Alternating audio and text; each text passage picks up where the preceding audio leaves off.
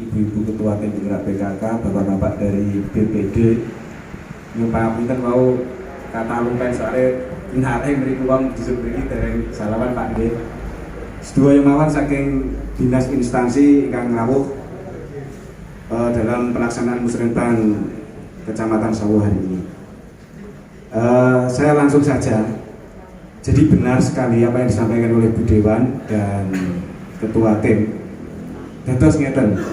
Biasanya nek matur bab pemberdayaan urusannya terutama gen kula. Soalnya walaupun digendikane kalih Pak Ketua. Jadi apa yang diwariskan oleh leluhur yang namanya dulu berjuang mengangkat senjata, sakniki mengisi kemerdekaan, ujung-ujungnya urusannya weteng. Leres napa mboten? Ujung-ujungnya ekonomi. Makanya bahasa yang sering kita ucapkan tapi barangkali kita perlu napa istilahnya merefleksikan kembali bahasa wirausaha. Jane awake dhewe sakniki jek berjuang, wira niku napa to Bu? Wira niku kan jek tarung. Kita itu harus berjuang. Kita diharapkan muncul sebagai pejuang. Wirausaha gandengane kalih berusaha, berarti ekonomi. Makanya urusan yang kami ampu baik perdagangan, kemudian industri, kemudian koperasi dan UMKM, ini kita istilahnya pun ngemban tugas dari 3 kementerian. Kabeh niku nemplek di sektor-sektor lain. Ada pertanian, ada yang di pariwisata, bahkan penjenengan ngusul ke jalan-jalan, drainase, ujung-ujungnya juga untuk peningkatan ekonomi dan seterusnya. Oleh karena itu sangat tepat sekali. Jadi ketika tadi disampaikan oleh Pak Lanjar selaku Ketua Tim, Bapak Bupati kita ini kan sudah merumuskan Nawadharma Nyata ini sebagai jalan terang untuk menuju Ponorogo hebat. Tadi disampaikan terutama penekanannya di IPM, Indeks Pembangunan Manusia. Ada Nawadharma Nyata kedua, pendidikan hebat, Nawadharma Nyata ketiga, kesehatan hebat, dan yang kita ampu Nawadharma Nyata ke-7, UMKM hebat, khususnya bahasanya jelasnya mengembangkan dan menyiapkan potensi ekonomi masyarakat ini menuju era atau memasuki era ekonomi digital. Mestinya bahasa digital ini nek teng sawu pun boten asing lagi kan ngaten nggih. Jadi ini memang sudah eranya. Terus kemudian itu direformulasi di misi pertama, Ibu Bapak sekalian. Jadi meningkatkan perekonomian ini dari sektor pertanian dan pariwisata. Makanya yang kita ampu mengawal visi misi Bapak Bupati yaitu agro pertanian di pertaniannya, kemudian di pariwisatanya itu adalah ekonomi kreatif kan ada. Terus kemudian Bapak Ibu sekalian, ini kami juga sudah membaca banyak sekali usulan. Niki kula mubeng musrenbang iki teng sawu sangat luar biasa. Jadi usulannya pemberdayaan ini kuwatah Pak Lanjar. Jadi ini banyak, cukup banyak, cuma belum merata. Sing emane neh niki sing bolak-balik dingendikane urusane waduk bendo ning desa Nginden tak delok usulan pemberdayaan urung enek belas Mbah Lurah. Nah mungkin nanti tinggal bagaimana mengentry itu di SIPD, pengaturan penjenengan di dalam hal prioritas. Baik Bapak Ibu sekalian, sebelum kami matur secara teknis terkait dengan usulan penjenengan, ada hal yang perlu kami sampaikan. Pertama terkait dengan perdagangan. Sing saat ini lagi ngetren jadi masalah minyak goreng, nggih apa mboten? Pupuk, kemudian pasar krempien, kemudian pasar yang biasanya nanti pasti juga berjalan kembali, pasar Ramadan ya. Terus kemudian juga sesuai usulan ini ada pasar desa, ada kios desa yang saya lihat. Pertama masalah minyak goreng. Ibu Bapak sekalian, sing perlu kula caosi pirsa dumateng Bapak Ibu sedaya mawon. Yang namanya lonjakan harga minyak goreng ini fenomena dunia. Jadi bukan lokal, nasional pun bukan, apalagi lokal Ponorogo bukan. Ini fenomena dunia. Penyebab utama goro-gorone Nuwun sewu niku urusane Pak Imam. Pandemi wabah Covid nggih. Asal usulnya saking mriku rawahune. Asbabun nusulnya itu dari masalah Covid. Jadi karena Covid Ibu Bapak sekalian, produktivitas CPO, jadi kan minyak goreng awake dhewe iki dominannya ini minyak goreng nabati. Sumbernya saking kelapa sawit, crude palm oil, basa pangkale ngono. Nah, Malaysia sebagai produsen terbesar dunia mengalami penurunan produktivitas 8%. Yang kedua, ini hubungannya kali demand, permintaan. Nah, permintaan pertama ini faktor dunia krisis energi di beberapa negara. Enten Cina, wonten India, Korea. Akhirnya apa dampaknya? Karena terjadi krisis energi, balik-baliknya gini minyak nabati lagi di kelapa sawit lagi. Kemudian yang kedua, di loop nasional kita, ini sebenarnya kebijakan yang sangat bagus dari pemerintah. Kebijakan biodiesel 30%. Ya, 30%. Jadi minyak solar, BBM solar itu kudu dicampuri gaya kelapa sawit, minyak nabati 30%. Tujuannya bagus, meningkatkan devisa negara. Kemudian juga niki menekan impor. Okay. Terus kemudian penyebabnya lagi Bapak sekalian, biasanya sing gawe minyak goreng, pabrik-pabrik sing gawe minyak goreng tidak terhubung langsung dengan petani produsen kelapa sawit. Jadi jek liwat pialang, jek liwat perantara, orang nyambung langsung. Sehingga Bapak Ibu sekalian, ketika Covid ini kalau ngene dhewe level 1, permintaan melonjak soalnya warung-warung wis bodo buka, gitu, restoran bodo buka, rumah makan dan seterusnya. Nah, terjadi nek boso ekonomi niku short supply. Jadi akhirnya sing mau tugasnya nyiapin minyak goreng itu kudu wah jaluke ngene ndang. Nah, ketika sakal dak ndang ini terus tukul pikiran jenenge wong bakul regane mundrak. Pemerintah tidak tinggal diam, sudah ada kebijakan satu harga. Terus kemudian yang kedua, yang akhir-akhir ini yaitu domestic price obligation, jadi menerbitkan surat utang nenggone internet negara lain ya, sing mengimpor dari kita kelapa sawit. Akhirnya napa eksportir itu sing 20% didol ning negara njaba, tarik sing ning jero nggih memproduksi minyak goreng untuk kebutuhan kita. Nah, khusus di Ponorogo nggih, karena semuanya harus menyesuaikan kemampuan Ibu Bapak sekalian, kemampuan terutama anggaran awake dhewe ngadepi Covid. Ini kita sudah melakukan upaya satu operasi pasar ya, di beberapa tempat. Salah satunya minyak ababil sing regane 13.500, kemudian minyak Fortune 14.000. Ketoke Mbah Lurah iki gumun iki. Pak Jan niku malah apa regane.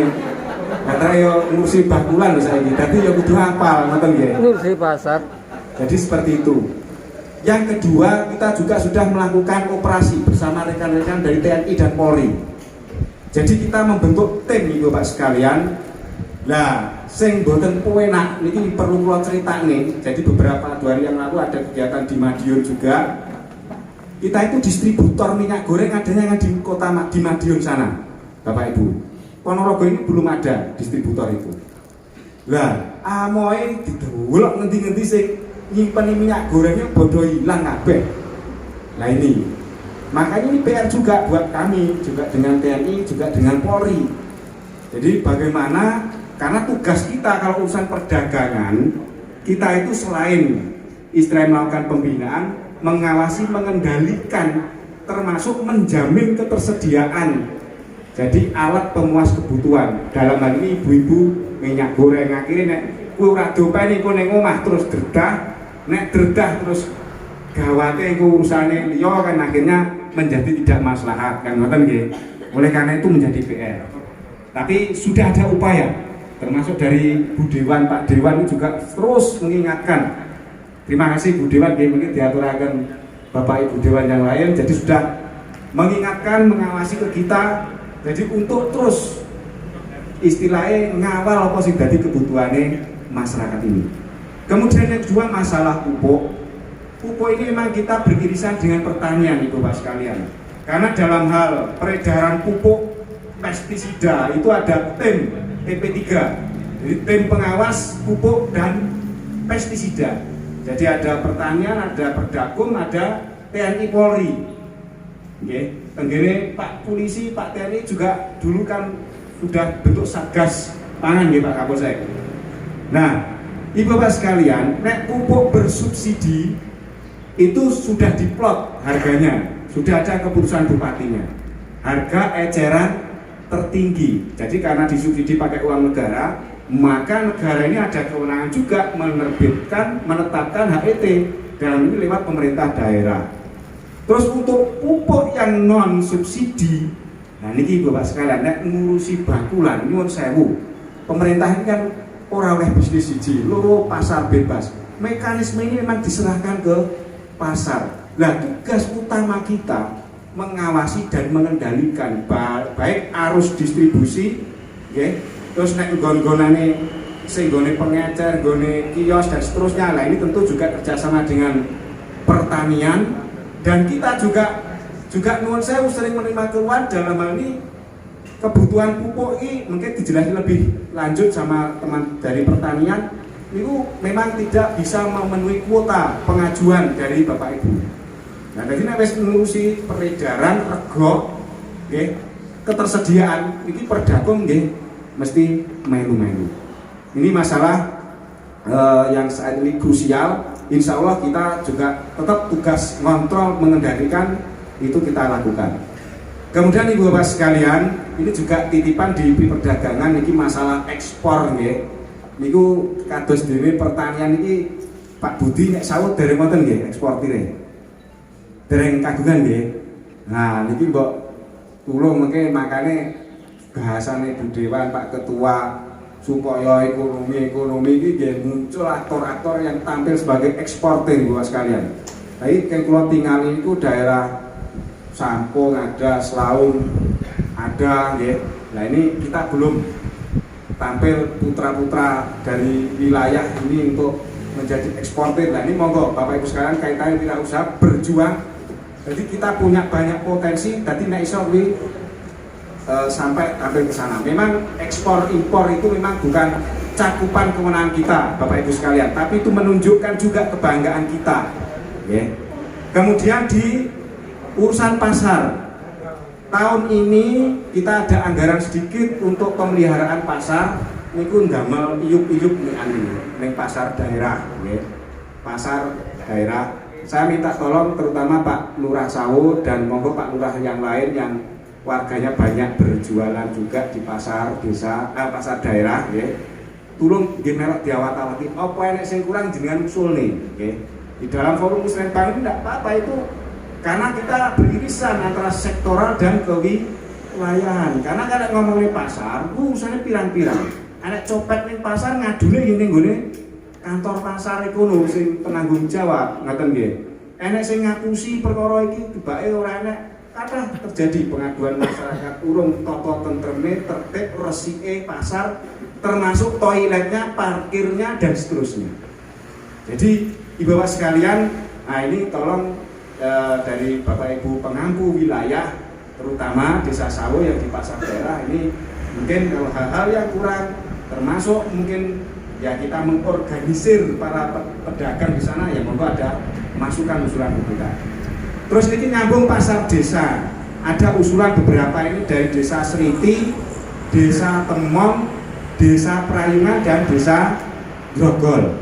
Jadi Bapak sekalian, kalau berbicara masalah pasar, itu memang dari pusat sendiri ada memang anggaran melalui dana alokasi khusus itu untuk revitalisasi pasar rakyat. Jadi nek tegese kula matur revitalisasi pasar rakyat berarti pasare wis enek dhisik. Embrionya harus ada dulu. Ini harus digarisbawahi Bapak sekalian. Jadi ora iso ujug-ujug gawe bangunan fisik pasar ketika embrio belum ada. Karena itu nanti akan kita kaji, kita analisa sebagai bahan masukan ke Kementerian perdagangan sana, Bapak sekalian. Jadi kalau nanti dikabulkan, ada proposal bisa maju dikabulkan, turun lewat dana alokasi khusus, memang nanti yang bangun memang bukan desa, tapi mungkin bisa lewat Pemkab atau mungkin langsung dari pemerintah pusat. Nah nanti biasanya kalau dini pasar daerah di kita itu, jadi ada 2 tahun niku di istilahnya diawasi saking pusat, setelah itu nanti baru dihibahkan. Jadi bahasanya revitalisasi. Namanya revitalisasi berarti divital nih meneh gitu. Niku berarti embrionya harus ada. Oleh karena itu nek berbicara embrio niki kula malih kelingan pasar Krempyeng kali pasar Ramadan nih Bapak sekalian. Soalnya banyak pertanyaan kita mubeng. Ibu Bapak sekalian, ini ide sangat luar biasa dari Ibu Ketua Tim Penggerak PKK Kabupaten yang namanya pasar Krempyeng. Dados napa ide yang luar biasa? Kula aturaken mau, kita itu perlu menciptakan embrio. Jadi mergo urusan weteng ekonomi itu urusan yang sangat vital. Maka kita harus menanamkan doktrin, prinsip, spirit kejuangan masyarakat obao, ngoten lho. Nah, terutama nek masa Krempyeng niki urusannya Covid malih. Jadi sing tanduran sekitare omah kuwi terus nggih iso mbantu sedulure sing ora duwe lahan